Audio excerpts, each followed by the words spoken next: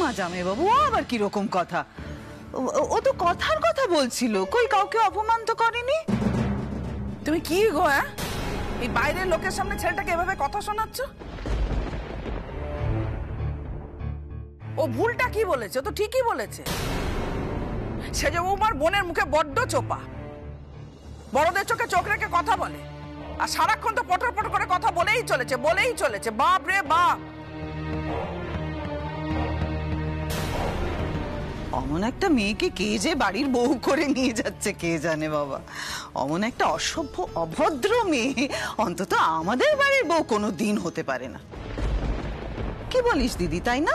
হ্যাঁ হ্যাঁ, ঠিকই বলেছিস। ওরকম মেয়ে আমাদের বাড়িতে কোনোদিন বউ হয়ে আসবে না। যাক, মেয়ের যখন বিয়ে ঠিক করেছেন, যত তাড়াতাড়ি পারেন মেয়েটাকে বিদেয় করুন।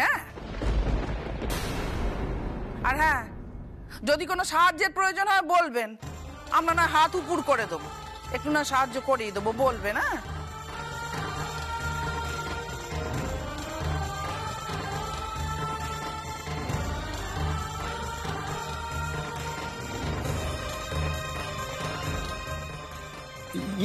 না না না না বিয়ান, কোনো সাহায্যের দরকার নেই। হ্যাঁ, কোনো সাহায্যের দরকার নেই। আপনারা সবাই মিলে আমার ছোট মেয়ের বিয়েতে উপস্থিত হবেন, আমার বাড়িতে পায়ের ধুলো দেবেন, এটাই আমার কাছে সবচেয়ে বড় পাওয়া। আর কিচ্ছু নয়।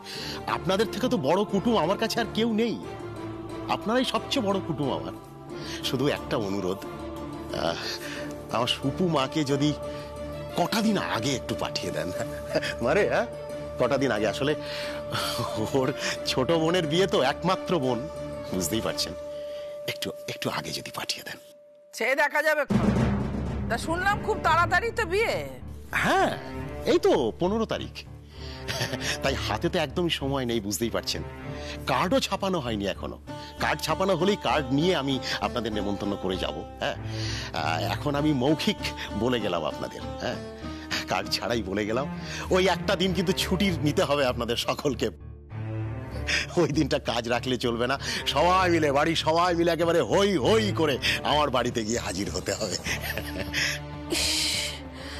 আবার আমাকে সেই ধারে গোবিন্দপুরে যেতে হবে? ও মা গো, রাস্তাগুলো কি খারাপ ছিল। আর থাকবো কোথায়? ওই সাথে স্কুল বাড়িটাই থাকবো? না না, আমি যেতে পারবো না। মা, এবারটার মতন আমায় ক্ষমা করে দিন, আমার পক্ষে যাওয়া সম্ভব হবে না। ও দিদি, আমারও খুব একটা যাওয়ার ইচ্ছে নেই জানিস। না, আর আমারও বিয়ে করে কাজকর্ম খুব ক্ষতি হয়ে গেছে। আমারও কাজের খুব চাপ, সময় হবে না। না না, তুমি এরকম কথা বললে কি করে হবে বাবা? হ্যাঁ, তুমি হলে আমাদের বাড়ির বড় জামাই। হ্যাঁ, তুমি অপুর জামাই বাবু, ওর দাদার মতো। তোমাকে তো যেতেই হবে। হ্যাঁ, তোমাকে তো যেতেই হবে। বিআই মশাই, কেউ যাক না যাক, আমি তো যাবই। মানে অপুর বিয়েতে তো আমার ইচ্ছা আছে একদিন আগেই চলে যাব। নিশ্চয়ই যাবে বাবা, নিশ্চয়ই যাবে। এই আপনাদের গ্রামটা না আমার খুব ভালো লেগেছিল, মানে খুব মজা করেছিলাম। মানে বিশেষ করে আমি আর দীপু ওই দইয়ের বিয়ের সময় খুব ভালো লেগেছিল। ও হ্যাঁ, তা সে কোথায়? দীপু কোথায়? হ্যাঁ বিআই মশাই, মানে ছোট ছেলে কোথায়? আমি বলতে বাধ্য হচ্ছি বিআই মশাই, আপনাদের বাড়ির ছোট ছেলে, মানে কি বলবো, একেবারে রত্ন, এত ভালো মনের মানুষ। হ্যাঁ, এটা তো ঠিক বলেছেন। না মানে আমিও দীপুকে অনেকক্ষণ দেখতে পাইনি। এই সত্যি তো, দীপু কোথায়? দীপুকে দেখা। খুশি, ও খুশি। হ্যাঁ কর্তামা, আমায় ডেকেছেন? হ্যাঁ রে খুশি, দীপু কোথায় রে? ছোটদা বাবু তো আজ সকাল সকালই বেরিয়ে গেছে, এমনকি চা জল খাবারটাও খেয়ে যায়নি। কি? কোথায় গেছে? তা তো জানি না, তবে বললো কি একটা কাজ আছে, তাই তো তাড়াহুড়ো করে বেরিয়ে গেল। উমা, কি এমন কাজ যে বেরোনোর অত তাড়া ছিল? আমি তো কিছু বুঝতে পারছি না। এই দুদিন ধরে দীপুটাকে কেমন জানি অন্যরকম লাগছে। কি হয়েছে ওর? কোথায় গেছে দীপু?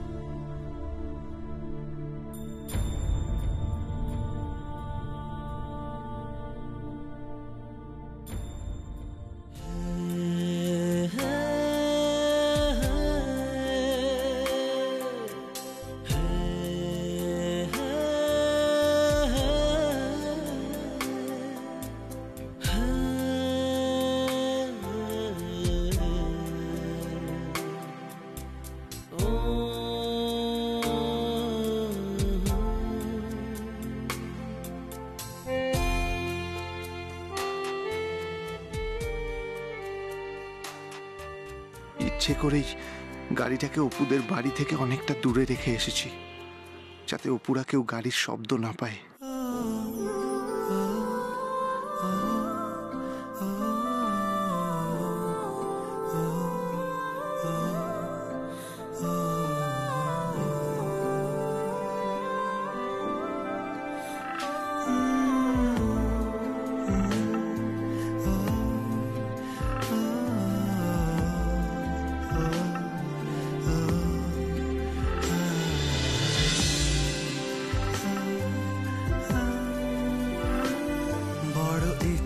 করছে ডাকতে, তার গন্ধে মেখে থাকতে, কেন সন্ধে সন্ধে নামলে সে পালায়।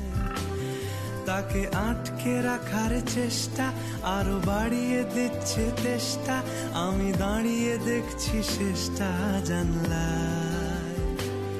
বোঝে না সে, বোঝে না, বোঝে না সে, বোঝে না, বোঝে না সে, বোঝে না, বোঝে না সে, বোঝে না, বোঝে না, বোঝে না, বোঝে না, বোঝে না, বোঝে না, বোঝে না। পায়ে স্বপ্ন স্বপ্ন লগ্নে তার অন্য অন্য ডাকনাম, তাকে নিত্য নতুন যত্নে কে সাজায়। সব স্বপ্ন সত্যি হয় কার, তবু দেখতে দেখতে কাটছি আর হাঁটছি যেদিকে আমার দু চোখ যায়। বোঝে না সে, বোঝে না, বোঝে না সে, বোঝে না, বোঝে না সে, বোঝে না, বোঝে না সে, বোঝে না, বোঝে না, বোঝে না, বোঝে না, বোঝে না, বোঝে না,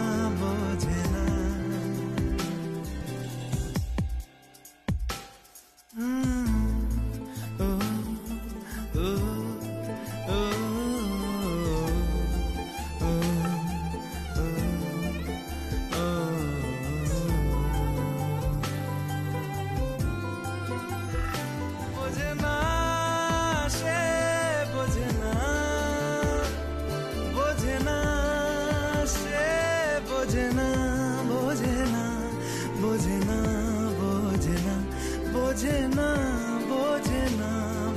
অপু, এই অপু,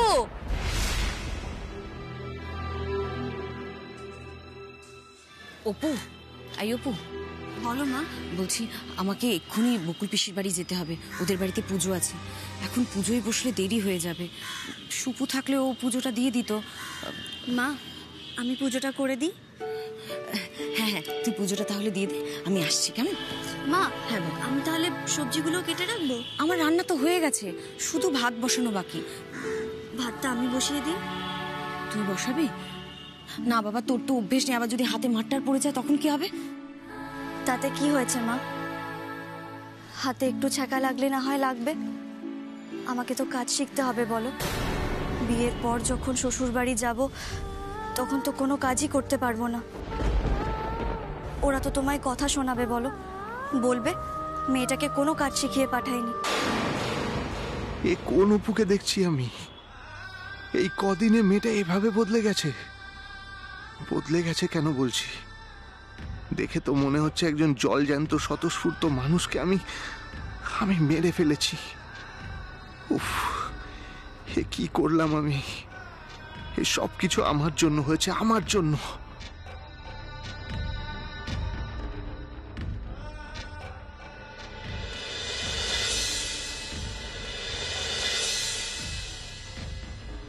শোন না অপু, বলছিলাম যে মা, তুমি চিন্তা করো না, তুমি যাও, আমি ভাত বসিয়ে দিচ্ছি সবার জন্য। বাবার জন্য কি দুমুঠো চাল নিয়ে নেব? বাবা তো আবার দুপুরবেলা এসে ভাত খাবে। কি জানি, বুঝতে তো পারছি না। সুপুর শ্বশুর বাড়িতে গেছে, ওখান থেকে সোজা বাড়িতে আসবে না আরো কোনো কাজ সেরে আসবে, কিছুই তো বলে যায়নি। ওই বাড়িতে তো তোর বিয়ের কথাটাও জানাতে হবে, আর তোর বিয়ের আগে সুপুকে যে নিয়ে আসবে সেটাও তো অনুমতি নিতে হবে, তাই না? তুই বরঞ্চ একটা কাজ কর, তুই বেশি করে চাল নে, যদি এসে খায়, কেমন? আমি আসি, হ্যাঁ?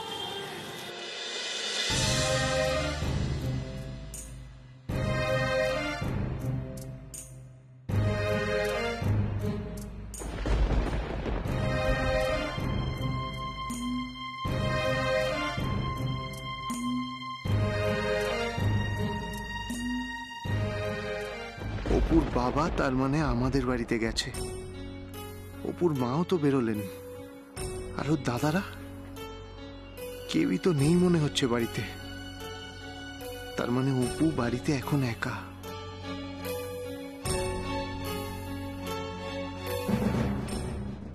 না না, এখন কি আমার ওদের ঘরে ঢোকাটা, ওর সাথে কথা বলতে যাওয়াটা ঠিক হবে?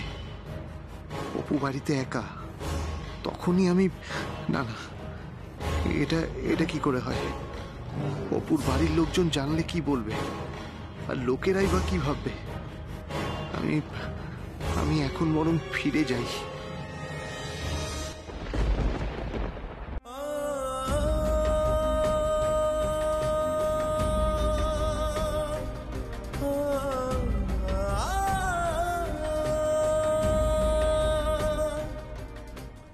কোনো মেয়েকে তুই স্বাধীনভাবে চলার পথে বাধা দিচ্ছিস এই ভয়ে যে তার জীবনটাও তোর বোনের মতন না হয়ে যায়, হ্যাঁ? তার জীবনটাতেও তোর বোনের মতো কোনো বিপদ না ঘটে, এমন কিছু কর যাতে তোর বোনের মতন কোনো মেয়ের জীবন যেন অন্ধকারে তলিয়ে না যায়। পারলে রুখে দাঁড়া,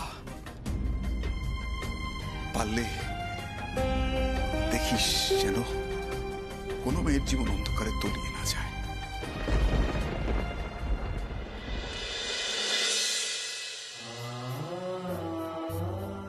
কিন্তু লোকে কি ভাববে তার থেকে এখন বেশি গুরুত্বপূর্ণ হলো অপুর সাথে কথা বলা, অপুকে বোঝানো। না না না, এটাই সময়, আমাকে এখনই অপুর সাথে কথা বলতে হবে। ওকে দেখেই মনে হচ্ছে যে একদম বদলে গেছে, মনে মনে খুব কষ্ট পেয়ে নিজেকে বদলে ফেলার চেষ্টা করছে। না না না, আমার অপুর সাথে কথা বলতেই হবে, বলতেই হবে। ওকে আমি এভাবে কষ্ট পেতে দেব না, এভাবে কষ্ট পেতে দেব না, আমি ওকে কিছুতেই দেব না।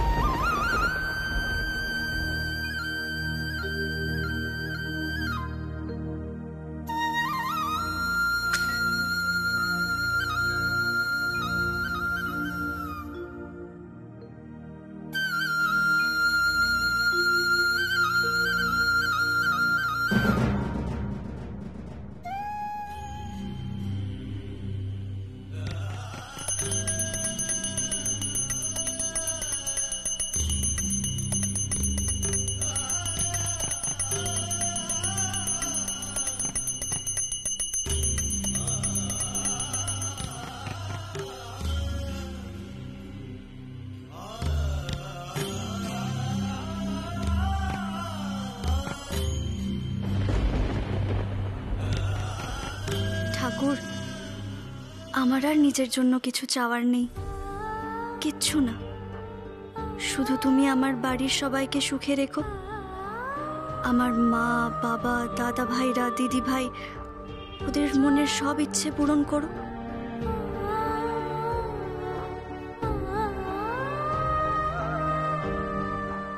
আপনার মনের ইচ্ছেগুলোকে যে আমি শেষ করে দিয়েছি সেটা আমি আপনাকে দেখেই বুঝতে পারছি অপু।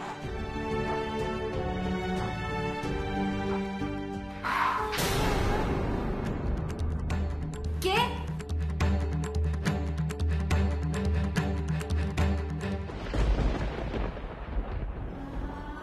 আপনি?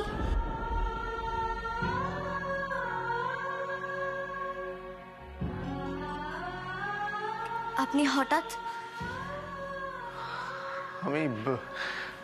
আসলে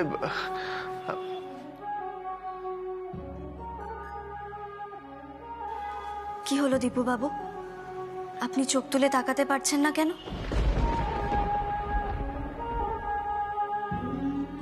প্রথমেই বলি, বাড়িতে মা বাবা কেউ নেই, দাদা ভাইরা যে যার কাজে গেছে, মা বকুল পিসির বাড়িতে গেছে, আর বাবা আপনাদেরই বাড়িতে গেছে আমার বিয়ের খবর জানাতে। তাই আমাকে ক্ষমা করবেন, আপনাকে ঘরে বসতে বলতে পারছি না। যদিও আপনি আমাদের অতিথি, তাই এখানেই বসুন। কি খাবেন বলুন? জল, শরবত নাকি চা? অপু, আপনি আমার সাথে এভাবে কেন কথা বলছেন? কিরকম করে কথা বলছি দীপু বাবু? আমি তো ভালো করে কথা বলতে শিখে গেছি, ঠিক যেরকমটা আপনারা সবাই চান সেরকম। আমি তো অতিথি আপ্যায়ন করতেও শিখে গেছি, ঠিক যেরকমটা আপনারা সবাই চান সেরকম।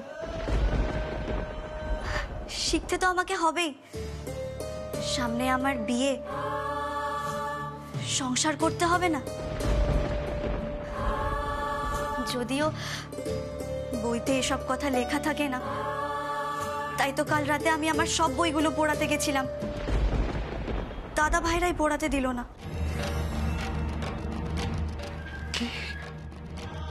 আপনি আপনার বইগুলো পড়াতে গেছিলেন? কেন অপু, কেন? বারে,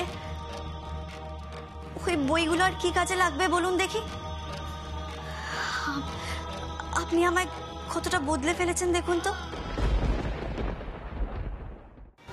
আমার মনের ভেতরের অপুটাকে আপনি একদম পাল্টে দিয়েছেন।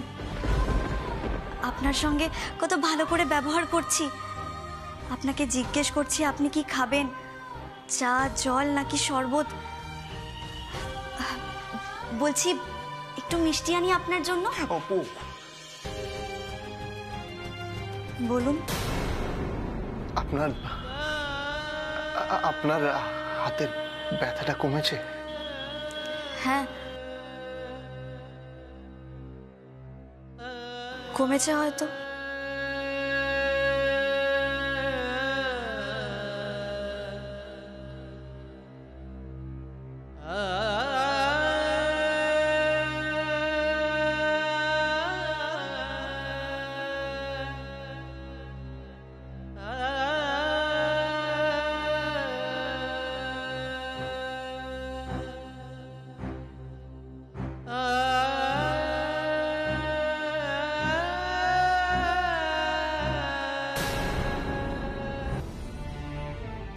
জানেন, বাবা জানে না আপনি আমার সঙ্গে ঠিক কি করেছেন।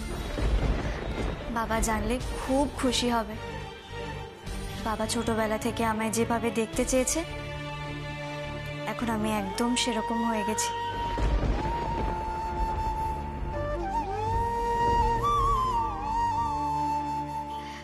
আর সেটা শুধুমাত্র আপনার জন্য। বাবা জানতে পারলে আপনাকে দুহাত ভরে আশীর্বাদ করবে।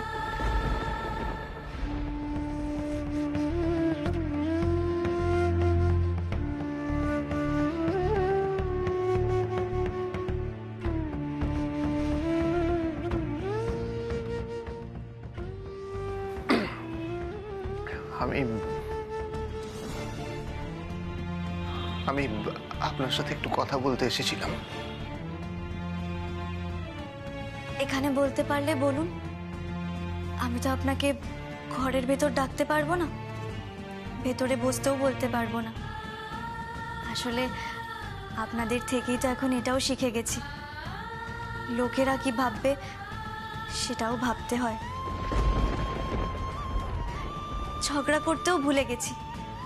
দেখুন না, আপনার সঙ্গেও ঝগড়া করছি না, কিরকম হেসে হেসে কথা বলছি।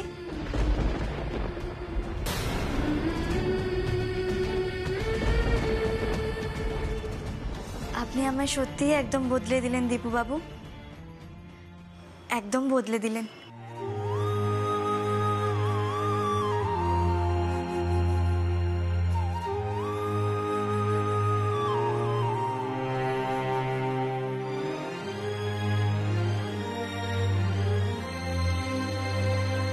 আমি ঘরে যাচ্ছি।